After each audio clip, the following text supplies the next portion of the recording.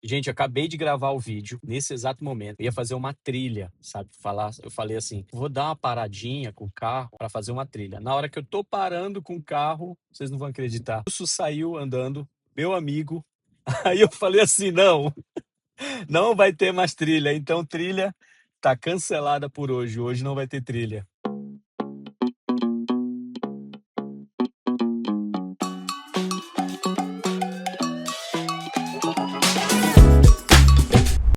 É diferente do brasileiro que vai para os Estados Unidos com visto de turista, mas a intenção dele é ficar lá e trabalhar e fazer um pé de meia e depois de uns 10 anos voltar para o Brasil. Então aí é outra situação completamente diferente. Eu não tenho a menor simpatia, como o Jader falou também, né? Eu não tenho a menor simpatia por esse tipo de coisa. A gente não vê as pessoas falando sobre esse assunto na internet, mas é um assunto bem legal. Fica aqui nesse vídeo. Eu quero mostrar para vocês se Deus abandonou os imigrantes. Porque da forma como as pessoas falam, parece que Deus não ouve mais o imigrante, porque o imigrante é um criminoso. Nesse vídeo, vou mostrar para você que se você pensa assim, você está errado. Porque o pau que rola nas redes é que Deus não ouve o imigrante.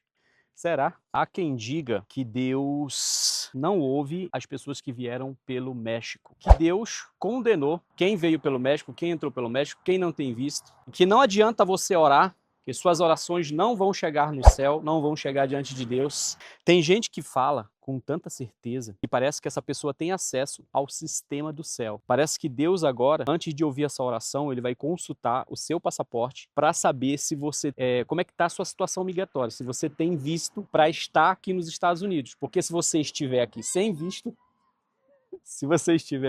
visto, Deus não ouve você e você já chega nos Estados Unidos fora da vontade de Deus. Por isso que você precisa ler a Bíblia, você precisa conhecer a palavra de Deus para você falar as coisas, principalmente escrever um comentário, você precisa ler a Bíblia, para você ter embasamento no que você está escrevendo. Você está em pecado. Talvez você já ouviu alguém dizer isso. Deus não abençoa quem está ilegal. Bom, é sobre isso que a gente vai falar hoje. Será que Deus primeiro vai olhar o seu status migratório? Será que Deus vai olhar para a sua condição migratória para depois Deus te abençoar? Eu nunca ouvi ninguém falando disso na internet. Pouca gente fala sobre isso e eu tenho certeza que muita gente vai sentir mal com o que eu vou falar aqui. E muita gente não vai gostar e talvez eu ganhe um pouco mais de hater depois do que eu vou dizer aqui nesse vídeo. Aqui nos Estados Unidos existe uma dor muito grande que é o medo de ser deportado. Isso é muito pesado. É como se cada dia é uma vitória. Cada dia que você sai e vai trabalhar e volta para sua casa é uma vitória. E todo mundo, no fundo, tem medo de ser deportado. Agora imagina se você, além de ter medo de ser deportado, você tenha que aceitar que Deus não ouve as suas orações, que Deus te abandonou por você estar aqui nesse país de forma ilegal. E existem diversas histórias de pessoas que ficaram ilegal por diversos motivos. Não é como o meu caso, que eu já vim para cá ilegal, entrei pelo México e já estou ilegal aqui nesse país, mas existem pessoas que ficaram ilegal depois de um tempo. Eles tinham até permanência no cartão, eles tinham ali um motivo para estar aqui nos Estados Unidos, eles tinham green card, outros tinham visto, mas acabou, de alguma forma, ficando fora de status. Será que nesse momento Deus passa a olhar para você como um criminoso, como alguém que está fora da vontade de Deus? Mas eu preciso dizer algo importante para você e peço para você redobrar sua atenção nesse momento, porque existe uma diferença entre consequência legal e condenação espiritual. São duas coisas diferentes. Consequência legal, condenação espiritual. Quando você comete um crime, há uma consequência. E quando você paga essa consequência, você já não deve mais. O imigrante é a mesma coisa. Ele entra ilegal, ele comete ali uma infração. Entrei, me entreguei, pedi processo de asilo, recebi a carta de deportação, eu não devo mais nada por essa infração que eu cometi. Levando em consideração que quando ele entra no processo, ele se entrega para a migração. Você se entrega lá na migração dos Estados Unidos, lá na entrada, na Border Patrol, você se entrega para a migração americana e a migração americana registra então um boletim de ocorrência lá do que aconteceu, por onde você entrou, te dá alguns papéis e te marca uma data para você ir até um juiz de imigração e você em começar o seu processo para a legalização. Nesse exato momento, você já está pagando pela infração de entrar nos Estados Unidos. Agora vamos lá para a parte espiritual da coisa. A gente sabe que existe lei migratória em todos os países. Aqui nos Estados Unidos tem lei, claro que a gente sabe que tem lei. Mas a pergunta é, será que na Bíblia Deus condena o homem por conta do status migratório dele? Porque alguns tratam esse assunto como o pecado do século, sabe? O pecado do século você ter entrado pela fronteira, entrado ilegalmente e que Deus não ouve o homem pobre, o cansado, aquele que está cansado de injustiça no seu país, aquela mãe que pega uma criança no colo e entra com a criança ali na borda mesmo, entra, se entrega. Deus não ouve essa pessoa. Essa é a discussão de muitas. Muitas pessoas acreditam nisso piamente. Quando a Bíblia fala sobre o estrangeiro, ela não fala de um ser invisível, não fala de alguém descartável.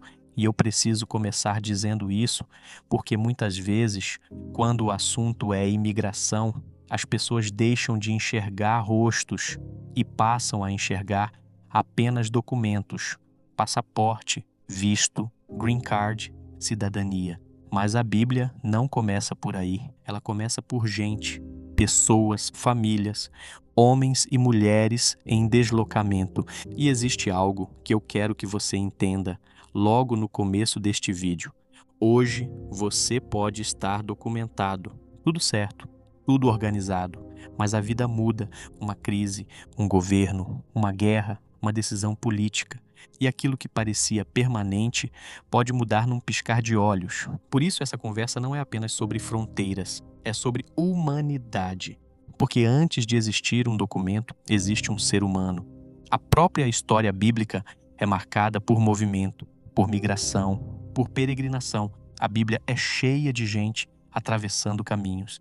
Gente saindo da terra onde nasceu, em busca de sobrevivência, proteção ou propósito.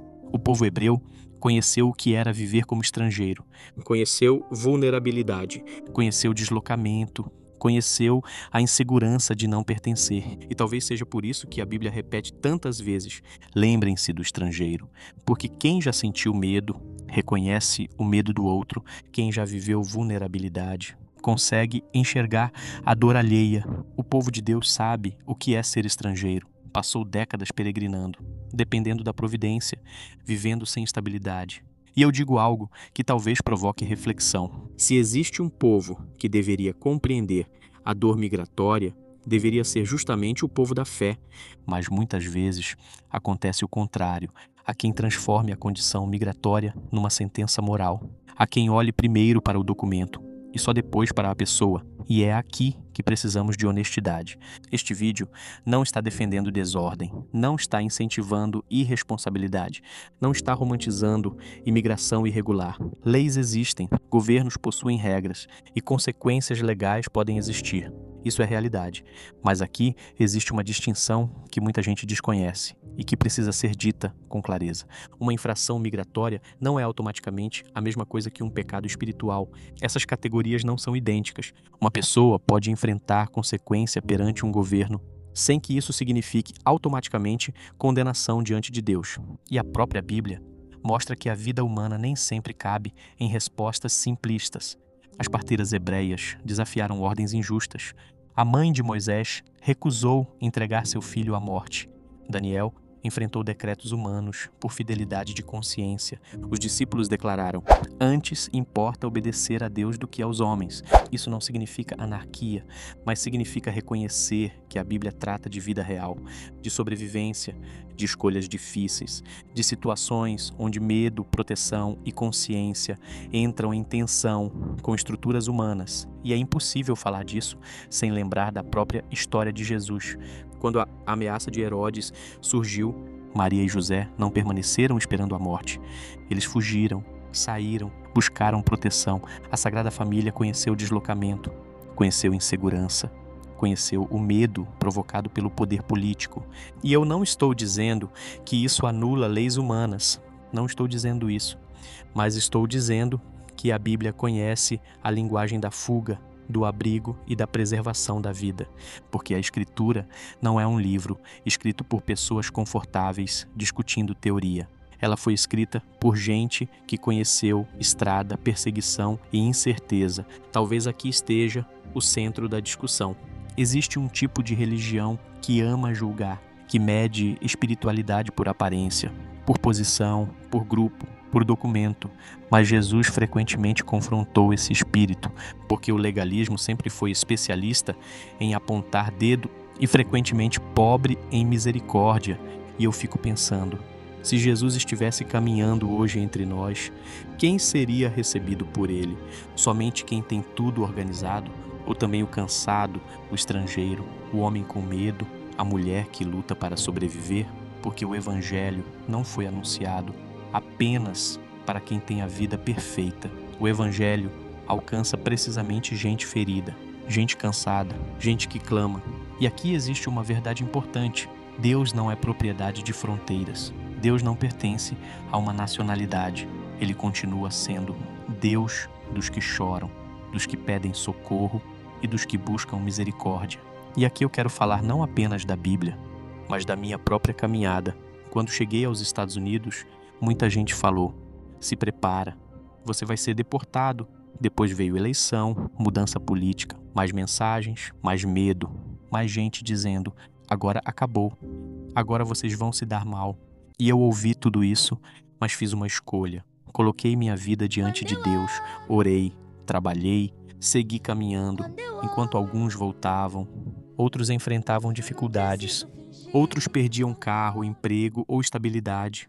Eu continuei. Passei luta, passei dificuldade, passei, mas eu vi algo acontecer repetidas vezes. Vinha luta e vinha também uma porta.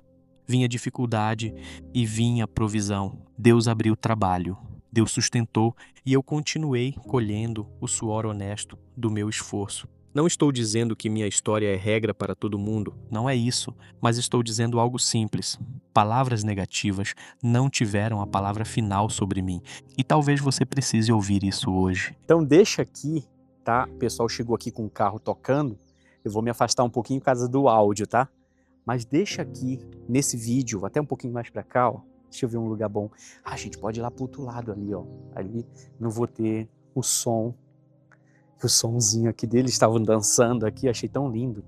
Mas eu não gravei, né? Porque eu acho que não é legal você ficar gravando as pessoas sem autorização. Ó, o casalzinho desceu aqui, dançou. Mas deixa eu falar uma coisa pra você. Eu vou pra ali, pro outro lado ali. E vou pegar um pouquinho da tarde aqui, vai ficar bem melhor a tarde aqui. Vamos aqui, vamos aqui. Vamos chegar mais pra cá.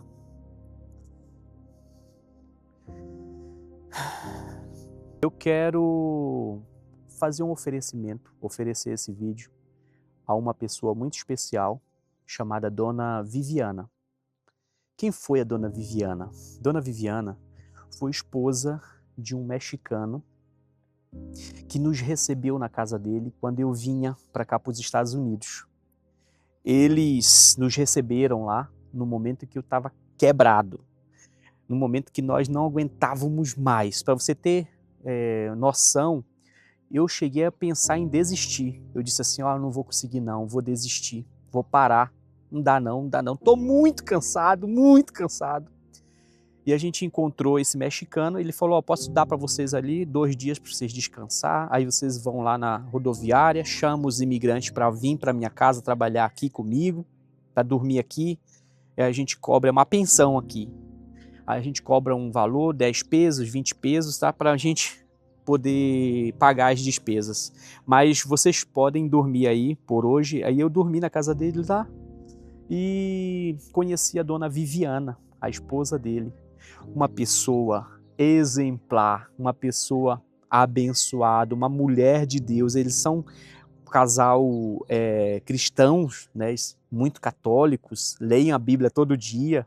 E a Dona Viviana, aconteceu um fato, eu estava muito cansado, e eles deram comida, falaram, comam, descansem, e eu desconfiado, tinha uma desconfiança, falava, tá dando comida, meu Deus, será que vai prender nós aí, é o cativeiro? E eu desconfiado, sabe? Aí, dormi, cansado, dormi, capotei. Eu tava tendo um pesadelo, eu tava me tremendo todinho, quando eu acordei, uma pessoa tocou no meu pé.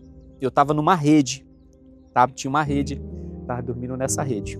E a pessoa tocou no meu pé e assustado, deixa eu ajustar aqui, ó, assustado, eu falei assim, meu Deus! Aí ela falou assim, era ela, Dona Viviana, tocou no meu pé porque eu tava tremendo, eu tava tendo pesadelo. Ela disse assim, hijo, descansa. Eu olhei, ela falou assim, hijo, descansa.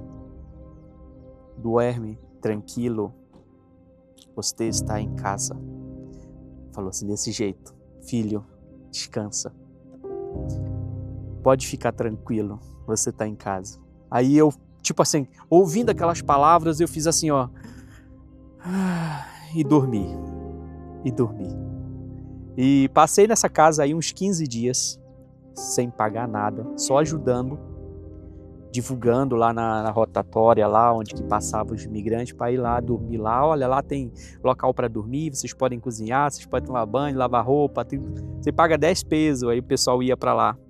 Esse era o nosso trabalho, para poder dormir de graça lá na casa deles. Dormir de graça, né? Troca de serviço, de trabalho.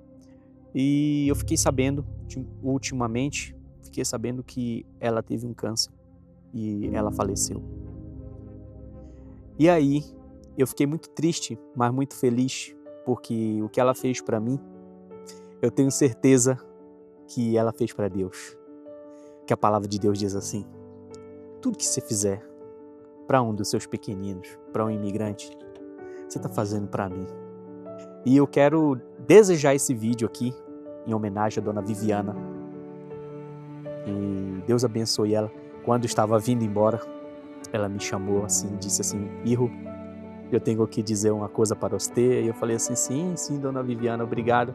Ela falou assim, hijo, nesse caminho, nessa vida, vão aparecer muitas coisas. Vai aparecer para você muitas oferendas, mulheres, pessoas malos, né? Pessoas malas. Ela estava dizendo muitas pessoas pessoas oferecendo mulheres, vão aparecer bebida, vai aparecer droga. Ela disse para mim assim, hijo, foge de tudo isso. Você tem uma esposa linda, uma chica, hijos lindos. E Deus tem muita coisa buena para você. Sim, muita coisa boa. Eu disse, obrigado. Estou me emocionado aqui, gente. Eu disse assim, muito obrigado, Dona Viviana. Obrigado pela bênção de ficar na sua casa. Ela falou assim, não, eu que agradeço por vocês escolherem a nossa casa. E, gente, tudo que você faz na terra, você colhe.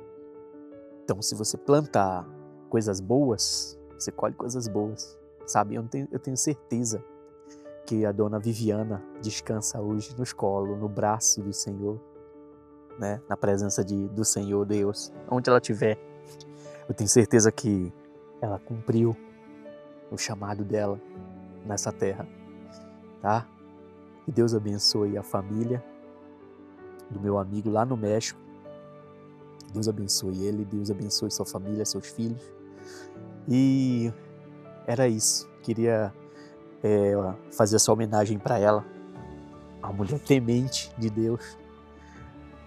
E esse é um povo tão abençoado, os mexicanos, né? E são tão abençoados, sempre nos ajudando, sempre no caminho da gente. Deus abençoe todos os hispanos, todos os mexicanos. Deus abençoe vocês, tá? Se você gostou desse vídeo, deixa aí um comentário pra gente. Tinha uma coisa para falar, eu falo no próximo vídeo.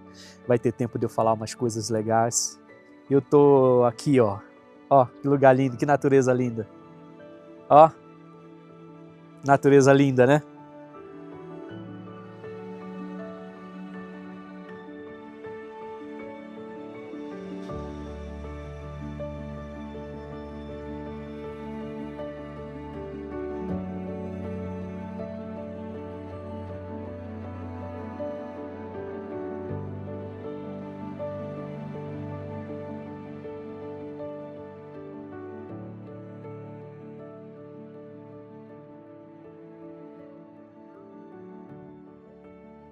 Este vídeo eu quero dedicar em memória de Dona Viviana, uma mulher mexicana. Num momento crítico da nossa viagem, ela abriu a casa dela para nós, recebeu estrangeiros, recebeu cansados, recebeu gente em deslocamento. E eu nunca esqueci daquela noite. Acordei assustado, tendo um pesadelo. E naquele momento, Dona Viviana passava pelo corredor. Ela tocou nos meus pés e disse: "Descanse, você está em um lugar seguro." Eu senti uma paz que não havia sentido até então. Hoje, Dona Viviana está nos braços do Senhor, mas eu carrego comigo essa memória, porque naquele dia ela não enxergou documentos, ela enxergou pessoas. E eu acredito que bondade assim jamais passa despercebida diante de Deus. E eu quero dizer uma coisa também: eu sou brasileiro. Fora do Brasil, continuo sendo brasileiro. Se for futebol, vou torcer pelo brasileiro. Se for comida, vou comer comida brasileira. Se puder apoiar, vou apoiar brasileiro. Tenho orgulho das minhas raízes. Amar outro país não exige abandonar o amor pelo seu. E imigrar não apaga a identidade. Carregar saudade não é vergonha. É memória, é pertencimento. E agora, a gente vai ouvir o finalzinho. O finalzinho, como eu estou chamando por enquanto, é um momento especial aqui do canal. Para quem ainda não sabe, eu tenho um grupo de apoiadores e é lá que tudo começa. Eles recebem o vídeo antes mesmo de você que está assistindo aqui no YouTube. Lá nós discutimos o tema, trocamos ideias, debatemos o assunto do vídeo e no final eles deixam suas opiniões, suas experiências e aquilo que pensam sobre o tema que estamos trazendo. E hoje eu quero fazer isso pela primeira vez aqui no canal, porque eu acredito que um canal não precisa ser uma conversa de uma pessoa só. Pode ser também um espaço de escuta, de troca, de construção. Então agora eu quero que você ouça a voz de quem está caminhando junto com esse projeto. Antes de julgar as escolhas de alguém, procure entender a história que existe por trás dela. Caminhe pelos caminhos que essa pessoa percorreu, enfrente as dificuldades que ela enfrentou, sinta os medos, as incertezas e os desafios que ela viveu. Nem sempre conhecemos as circunstâncias que levaram alguém a tomar determinadas decisões. Cada pessoa carrega uma história única, marcada por lutas, sonhos e necessidades que muitas vezes não são visíveis para os outros. Por isso, não devemos julgar quem escolheu um caminho diferente do nosso, sem antes compreender a realidade que enfrentou. Mas neste caso, o imigrante cruza a fronteira, pede solicitação de asilo, a imigração deixa ele entrar no país, ele não está em pecado. Ele está dentro da lei do país, ele é protegido pelas leis americanas. É um benefício que a Constituição americana fornece aos imigrantes solicitantes de asilo. Eu acho que não é pecado, porque Deus nos deu o planeta pra gente. O planeta é nosso. Nós já nascemos do pecado de Adão, entendeu? Foram impostas leis no planeta e a gente tem que seguir essas leis para não virar uma bagunça. Só que Deus, ele vê o coração da pessoa. Se ele foi para um outro país por causa de violência, no meu caso, tem outros por causa de uma vida melhor para a família, ele conhece o coração. Agora, é errado sim aquele cara que tem no coração: eu vou lá para os Estados Unidos para dar volta em americano, eu vou lá nos Estados Unidos para abusar dos brasileiros, entendeu? Isso aí eu acho totalmente errado. Tu vê os hispanos um ajuda o outro, tá um ajudando o outro, os indianos um ajuda o outro, as outras raças um ajuda o outro, só o brasileiro que quer foder o outro, entendeu? Essa é a minha opinião. Eu acho que tem muita coisa errada. Muita coisa errada, mas Deus vê o coração de cada um. Mas se você for bom, não quiser fazer o mal, ou quer respeitar as leis, as normas do país que você está, que você pediu asilo, não custa nada tentar. O não a gente já tem. Agora, não é pecado, na minha opinião.